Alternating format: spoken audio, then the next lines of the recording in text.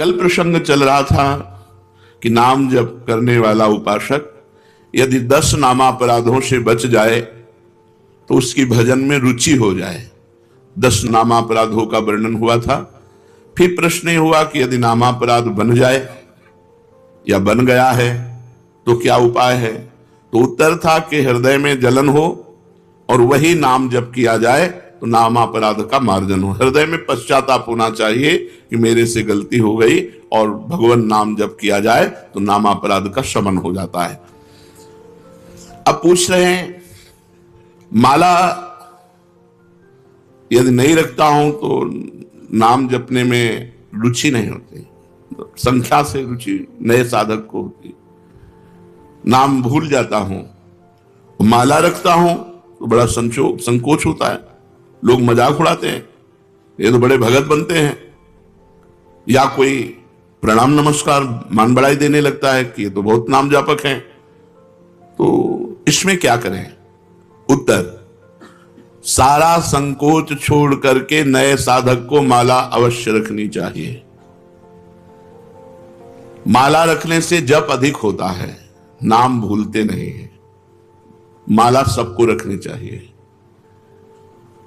मन में तनिक संकोच मत करो, क्योंकि यह महामंगलमय कार्य है, इसके लिए संकोच धारण नहीं करना। जो लज्जा छोड़कर भगवान का नाम जप करता है वो अपने को पवित्र कर देता है और सारे विश्व को पवित्र कर देता है। तीर्थी कुर्वन्ति तीर्थानि सतरति सतरति सलोकान तारयति। वह स्वयं तर जाता है, स्वयं तर जाता है और लोगों को तारता है, लोग के लोक पावन कर सकता है। इसलिए संकोच छोड़कर, लज्जा छोड़कर माला प्रगट में रखनी चाहिए और गणना युक्त नाम जप करना चाहिए। यदि कोई प्रणाम नमस्कार करे, मान बढ़ाई दे, तो तुम उसे स्वीकार न करो तो तुम्हारी हानि नहीं होगी। किसी को मना नहीं करना। कोई प्रणाम कर रहा है, कोई नमस्कार कर रहा है, बस अंदर से उपेक्षा रखो, अंदर से उसका महत्व मत रखो, तो मान बढ़ाई तुम्हारा कुछ बिगाड़ नहीं पाएगी। नाम जप का वास्तविक फल क्या है। उत्तर, नाम जप का वास्तविक फल है श्री कृष्ण प्रेम में रोना, भगवान के प्रेम में रोना। नाम का जब फल प्रकट होगा तो गदगद सुर नैना सजल दंपति रसरय भीन, एगत वृंदा विपिन में फिरे प्रेम तन लीन। आंखों से आंसू बह रहे हैं, कंठ गदगद हो रहा है, शरीर रोमांचित हो रहा है, कंपायमान हो रहा है, भगवान की मंगल मूर्ति मानस पटल पर छाई हुई। ये नाम का फल। मुक्ति तो नाम का आनुषंगिक फल भाव है, मुख्य भाव है प्रेम। जैसे सूर्य उदय होने पर प्रकाश तो आनुषंगिक है, ऐसे ही प्रेम ये सूर्य है और प्रकाश उसका मोक्ष है। इसलिए नाम का फल पूर्ण प्रेम है, भगवत प्रेम। सुना है कि 3.5 करोड़ नाम जप करने पर मोक्ष की प्राप्ति हो जाती है। क्या यह सत्य है। विश्वास करो, भाव करो, महत्व रखो, हो जाएगा। विश्वास करो, भाव करो, महत्व रखो, तो एक नाम में मोक्ष प्राप्त हो जाएगा। 3.5 करोड़ तो बहुत बड़ी बात है, एक नाम भी मोक्ष प्राप्त कराने में समर्थ है। एक नाम, 3.5 करोड़ तो बहुत होते हैं। विश्वास करो, भाव करो, महत्व करो। यही बात ध्रुवदास जी ने कहा। हित से आर्त होकर दैन्य भाव से एक नाम पुकार लो तो भगवान तुम्हारा साथ नहीं छोड़ेंगे। एक बार जिन नाम ली हित सो होए अति दीन, अति दीन हित सो होए। प्रेम से द्रवित होकर दैन्य भाव से भगवान को पुकारो तो एक नाम में भगवान तुम्हारा कभी साथ नहीं छोड़ेंगे। एक बार जिन नाम ली हित सो होए अति दीन, ताको संग न छाणहि ध्रुव अपनो कर लीन। विश्वास करो, भाव करो, महत्व करो, तो एक नाम से भगवत प्राप्ति हो जाएगी। एक नाम मोक्ष प्रदान कर देगा। 3.5 करोड़ तो बहुत बड़ी बात है। हाँ, कलि संतरणोपनिषद में लिखा हुआ है कि यदि नाम के 3.5 करोड़ आवृत्ति की जाए, 3.5 करोड़ नाम जब किया जाए तो शरीर छूटने पर वो भगवान को प्राप्त होगा। शरीर छूटने पर वो भगवान को प्राप्त होगा 3.5 करोड़ नाम जप करने। आपने बड़ी महिमा सुनाई, तो आप इतना बता सकते हैं कि आपको क्या लाभ मिला नाम जप से। आपको क्या लाभ मिला? मेरे को जो लाभ मिला, मेरी वाणी में सामर्थ्य नहीं कि मैं कह सकूं। हां, ये जरूर है कि असंभव को संभव कर दिया नाम ने।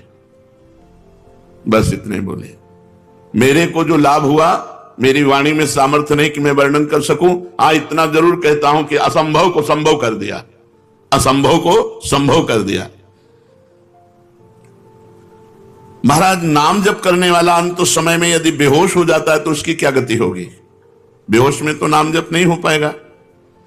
नाम जप जीवन भर प्रयास किया है, एक क्षण भी नाम नहीं छोड़ा है, वो अंत समय जब बेहोश होगा तो भगवान उसका नाम स्मरण बन जाएंगे। उस बेहोश की स्थिति में भगवान उसका नाम स्मरण हो जाए। एक भगत को हमने देखा, ललचाते हैं ऐसी मृत्यु हो जाए, अंगुली में काउंटर है, बिल्कुल आखिरी श्वास चल रही, ऐसे राधा राधा राधा, और मात्र 5-6 सेकेंड में ये है मृत्यु। मृत्यु का ये है महोत्सव। और मतलब जैसे नृत्य की मुद्रा में राधा राधा राधा राधा, और बस ऐसे चली गई। यदि कोई बेहोश हो जाता है और जीवन भर भजन किया है तो अंत समय भगवान उसका स्मरण बनते हैं और वो भगवान को प्राप्त होता है। आप कृपा करके बताइए कि नाम जप और मंत्र जप में क्या अंतर है? मंत्र जप में विधि की प्रधानता होती है। अपवित्र दशा में आप नहीं जप सकते, अपवित्र स्थान में आप नहीं जप सकते, अपवित्र भाव रखकर नहीं जप सकते। नाम में इसकी कोई नाम, अपवित्र पवित्रो वा सर्वावस्थांगतो पिबह यह स्मरेत पुंडरीकाक्षम सवायाभ्यंतरा शुचि। नाम उच्चारण करते ही वो बाहर भीतर दोनों जगह से पवित्र हो जाता है, चाहे अपवित्र हो या पवित्र, इसकी कोई विधि नहीं। कई जगह मंत्र को अविधि पूर्वक जप करने से हानि भी हो जाती है, लेकिन नाम जप करने से लाभ ही लाभ होता है। नाम जप करने से कभी भी किसी भी दशा में हानि नहीं हो सकती। क्या मंत्र का अर्थ जाने बिना, बिना भाव के अगर जप हो तो फल देता है? हर शब्द ब्रह्म है। वैदिक, तांत्रिक आदि जो भी मंत्र हैं सब शब्दात्मक हैं, उनमें अनंत शक्ति भरी हुई है।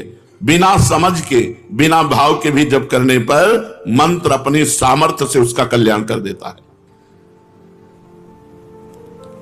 हमने सुना है महापुरुष जन आज्ञा करते हैं कि प्रतिदिन 3 लाख नाम जप करना चाहिए। क्यों? क्योंकि हमें समय नहीं मिलना चाहिए अन्य कार्य के लिए। यदि हम नाम जप छोड़ देते हैं तो निकम्मी इंद्रिया और मन ये हमें भोगों में फंसा देते हैं। जिसे इसी जन्म में भगवत प्राप्ति करनी है तो प्रमाद के लिए अवसर ही ना रहे। इसलिए जितने भी त्यागी, बैरागी, वैष्णव भक्त जन हुए, उन्होंने नियम बनाया है और नियम पूर्वक जप किया है। 3 लाख नाम जप का रोज का नियम जो लिए हुए है वो निश्चित भगवत प्राप्ति करेगा। कुछ नियम तो होने चाहिए। साधना क्या है? साधना उसे कहते हैं जो प्रपंच से अलग कर दे, प्रपंच से हटाकर श्री भगवान में लगा दे, उसे साधना कहते हैं।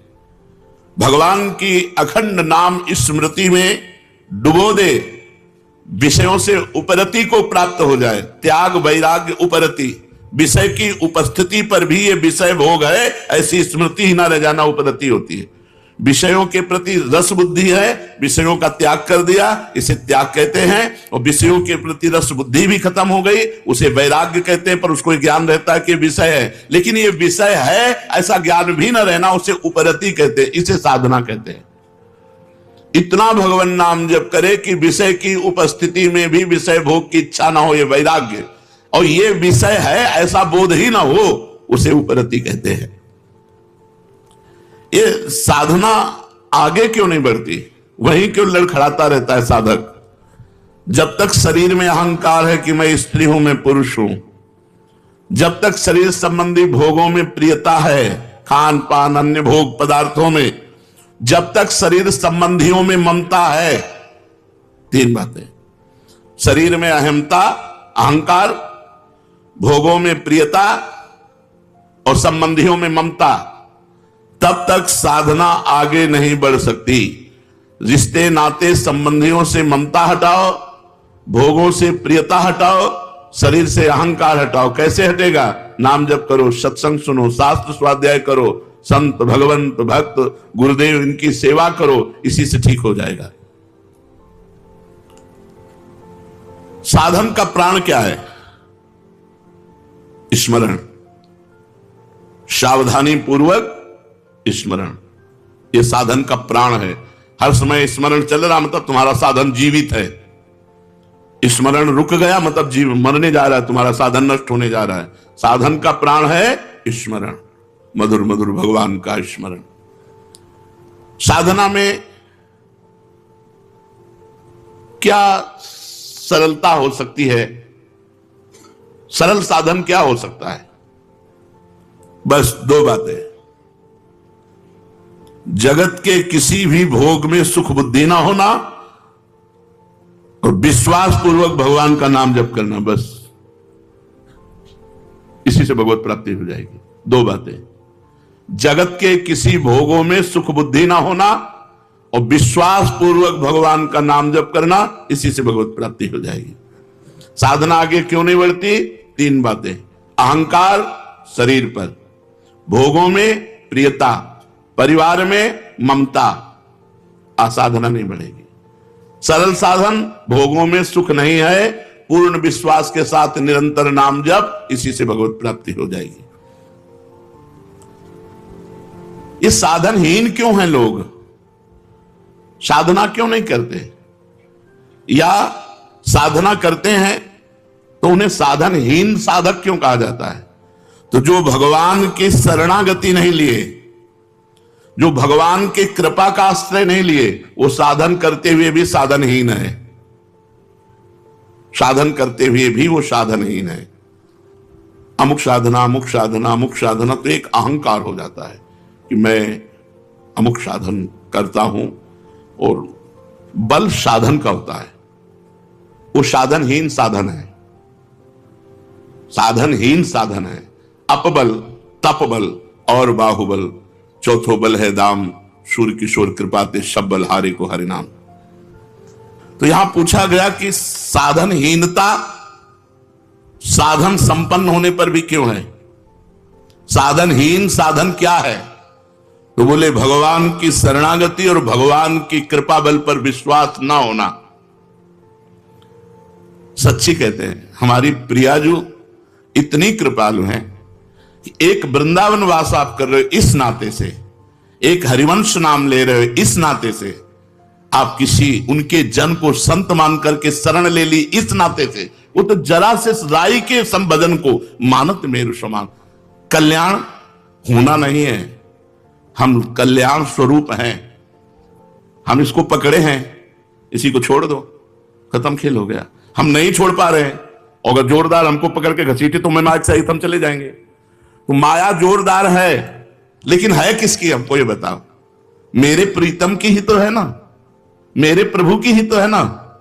फिर मेरे ही प्रभु की, अगर किसी पड़ोसी की होती तो डरने की बात थी। मेरे ही प्रभु की माया और मैं अपने प्रभु की शरण में हूं। अब वो जैसे चाहे तैसे हमको चलावें और जैसे चाहे वैसे हमारा निस्तार करें, हम तो उनके गले पड़ गए। शरणागत की एक ही परीक्षा है, हर परिस्थिति में हे प्रियाजू, बस हमारी कोई आनंद की परिस्थिति हो तो जय प्रियाजू, हमारी कोई दुख की परिस्थिति हो तो हे प्रियाजू। प्रियाजू के सिवा हमारा कोई नहीं है, बस यही हमारी सावधानी रहनी चाहिए। हम कुछ करते हैं, ये हमारा बल नहीं है, हम जिनके हैं वो हमारा बल है। बस ये बात अंदर से समझते रहना। हम कुछ करते हैं, करके प्राप्त करेंगे, ऐसी हमारी आशा नहीं है। आज तक किसी ने कुछ प्राप्त किया है तो हो के प्राप्त किया है, और होने की परीक्षा एक यही है कि किसी भी परिस्थिति में अन्य बात न निकल जाए कि कोई हमारा सहारा है। बस मेरे तो जय गिरधर गोपाल दूसरो न कोई, जैसे मीरा जी, दूसरो न कोई, शरीर भी नहीं, तभी जहर दिया गया पी गई, दूसरो न कोई, गिरधर के सिवा कोई नहीं। अगर गिरधर का चरणामृत करके तुम जहर दे रहे हो तो वो भी स्वीकार है। हमारी केवल आश्रय वस्तु है, हम किसी योग्य नहीं है, हम में कोई योग्यता नहीं है, केवल आश्रय है, और ये साधन का प्राण है। साधन हो रहा है और भगवत शरणागति नहीं, भगवत कृपा बल नहीं, तो साधन होते हुए भी वो साधनहीन है जिससे भगवत प्राप्ति होती है। साधन का विघ्न क्या है? साधन का सबसे बड़ा विघ्न है साधन का अभिमान होना। भगवत स्मरण से भगवान की प्राप्ति होती है। भगवत स्मरण उसी का चलता है जो तृणादपि सुनीचेन, अपने को दीन मानता है। माना ब्रह्म ज्ञान के मार्ग में वो सबको अपनी आत्मा देखता है, भक्ति सबको अपना इष्ट देखता है, कहीं प्रश्न बनता ही नहीं है। अगर वो प्रश्न करता है तो अभी खुद प्रश्न में फंस गया हो। ज्ञानी की दृष्टि में सर्वम खलमिदं ब्रह्म, भक्ति की दृष्टि में वासुदेवा सर्वम, श्री राम में सब जग जानी। सबसे बड़ा साधन का विघ्न है साधन का अहंकार हो जाना। साधना का अहंकार इतना श्रेष्ठ बड़ा होता है, इतनी कड़ुई होती है, पूछो मत। वही सबसे बड़ा विघ्न है भगवत प्राप्ति में। दूसरा, खान पान। यदि आपका खान पान सही नहीं है तो आपकी साधना नहीं बनेगी। तीसरा, मंत्र नाम में संदेह।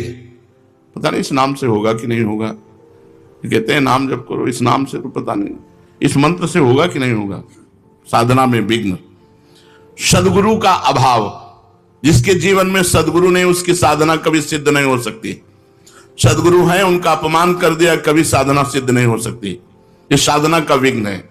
नियमानुवर्तिता का अभाव, जो नियम दिया गया है उस नियम के अनुसार न चलना, अपनी प्रसिद्धि की चाह, कुतर्किक स्वभाव होना और भोगों की कामना और कुसंग में प्रियता, परदोष दर्शन, इतने साधना के विघ्न हैं। अगर इन विघ्नों से बचा जाए तो हमारी साधना आगे बढ़ेगी। तो साधना में सहायक क्या है? दैन्यता। सबसे पहली बात है दैन्यता। सबसे झुक के रहो। सब में भगवान देखोगे तो झुकना आ जाएगा। सब में झुको, सबको प्रणाम करो। साधन में साधन का अहंकार ना होना, ये सबसे बड़ा सहायक है। आप जो साधन कर रहे हो उसका अहम नहीं होना चाहिए, दैन्य होना चाहिए। और सच्ची बात है, सही साधना होगी तो आपका हृदय दैन्य हो जाएगा, डरेगा कहीं कोई अपराध न बन जाए जो मेरा साधन रुक जाए। और हृदय एकदम इतना लुजलुजा हो जाएगा कि कोई आपको प्रणाम करेगा तो आपको संकोच लगेगा, आप नहीं समझते मैं अधम जीव हूं, मेरे पर क्यों ऐसा। वो तनिक भी लाख लोग मान बढ़ाई दे, वो अंदर रहेगा कि आप जानते नहीं हो इसलिए ऐसा, मैं बहुत अधम हूं। अंदर उसके यही रहेगा, अस्मय अधम सकासुम, ये अंदर बैठ जाएगा, ये भगवान की कृपा से बैठ जाएगा। दूसरा सहायक, नियम के अनुसार अपनी दिनचर्या पूरी करना, टाइम बिल्कुल। ये साधक की गुणवत्ता है कि जैसे 4 बजे से वाणी पाठ, तो 4 बजने में 5 मिनट बकाया है, वो आ गया। 4 बजने के बाद जो दिनचर्या शुरू हुई, जब सब संपन्न हो गई, प्रणाम किया, ग्रीवा नीचे की, चल दिया। 5 मिनट पे अपनी दिनचर्या में बड़ी प्रवीणता रखना। सत्कार दूसरों का करना, सबहि मान प्रदापमान, इससे साधना आपकी बढ़ेगी। कुछ समय एकांतवास, सोने के अलावा, सोने में तो सब लोग एकांतवास करते हैं, सोने के अलावा, निद्रा के अलावा एकांतवास, जागृत अवस्था में शांत भाव से अपनी कुटिया में बैठ करके भजन करना, चाहे 2 घड़ी ही 48 मिनट ही सही, पर एकांतवास जीवन में अत्यंत आवश्यक है। और रोज सत्संग, साधना में सहायक रोज सत्संग।